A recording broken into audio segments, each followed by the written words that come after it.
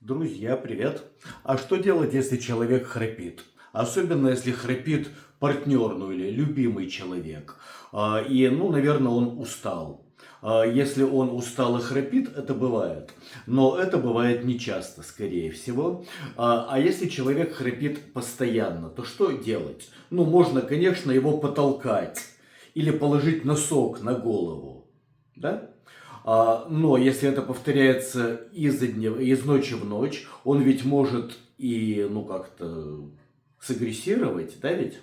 Но ему самому, конечно, это не очень хорошо, потому что во время сна, который сопровождается храпом, похуже работает, восстановление мозга и так далее. Человек похуже отдыхает. Это прям, ну, плохая история. С ней желательно что-то сделать. Чтобы с ней что-то сделать, надо разобраться, а что не так.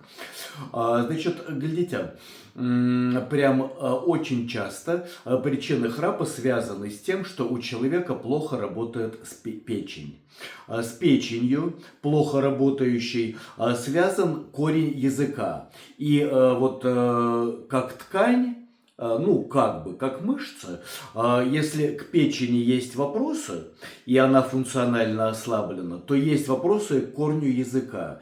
Соответственно, язык во время сна вот такого человека, у которого печень ослаблена, западает, а человеку надо как-то дышать, он выталкивает язык воздухом, и возникает вот такой вот своеобразный звук.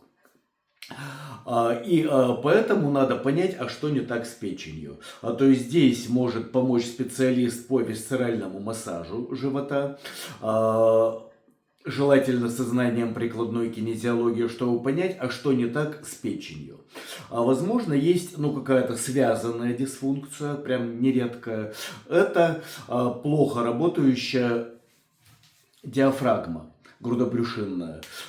Все диафрагмы в теле связаны, и у нас есть еще подчелюстная диафрагма, намет мозжечка. Если есть вопросы к грудобрюшинной диафрагме, там будут вопросы и к печени, и к другим диафрагмам. И, соответственно, вот это место будет работать, с дисфункциями, с отклонениями. И тоже являться, это вторая возможная причина отклонений диафрагмы, причиной храпа. Это тоже прям нередкая история. Ну и нередко вот по поводу печени бывает, человек обычно не очень храпит, а выпьет и храпит.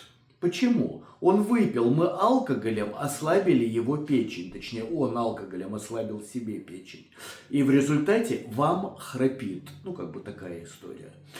И, конечно, может быть, неплохо было бы и алкашку под откос пустить, убрать из жизни. Но в любом случае разобраться с печенью. Но и кроме этого, есть еще одна диафрагма, которая может оказывать влияние на состояние вот этого региона. Это тазовая диафрагма. Они все работают синхронно, единовременно.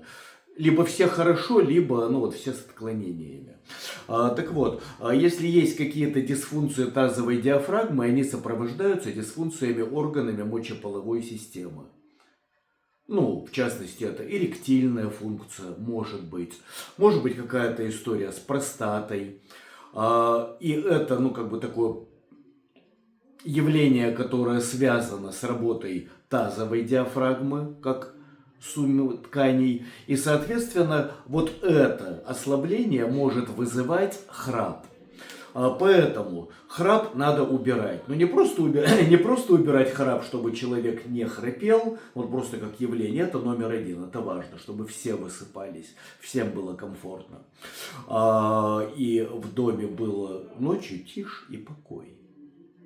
Но надо разобраться с причинами, потому что храп это, беда, конечно, просто неудобство. Но это говорит о каком-то отклонении в здоровье. Это отклонение в здоровье либо печень, либо диафрагмы, в скобочках органы малого таза, там мочеполовой сферы и так далее. И это необходимо исследовать методом кинезиологии. Да просто посмотреть, а как дела с печенью, протестировать ее. Если печень функционально слабая, не по УЗИ там что-то происходит, УЗИ еще когда скажет, а он сейчас храпит. А мы его исследуем кинезиологически и находим дисфункции печени, ее ослабление, и, соответственно, ну и дальше понеслась, корень языка проваливается, он храпит. Ну или там выпил там, чего-то, водочки, и захрапел. Печень ослаблена. У кого-то, у кого она ну, более-менее еще нормально работает, он выпьет и не храпит. Да потому что справляется орган с дополнительной нагрузкой. А кто-то даже немножко, казалось бы, выпил и начинает храпеть, не говоря уже о том, что множко. Это говорит о том, что печенью пора заниматься. И не ждать, и, ну, там, то, что там, ЭСТ, АЛТ под откос уже уйдет, например. Или, ну, там еще какие-то маркеры работы печени, или УЗИ хотя бы скажет, что там жировой гепатоз. Не надо дожидаться. Есть уже первые признаки, и один из таких признаков – это храп. И поэтому, друзья, с кем нам доведется познакомиться, милости просим. Наши контакты под этим видео. Телефон администратора, там, сайт с отзывами и так далее. Я думаю, мы можем быть полезны вам, вашим близким, в том, чтобы ну, от храпа избавиться и спать спокойно.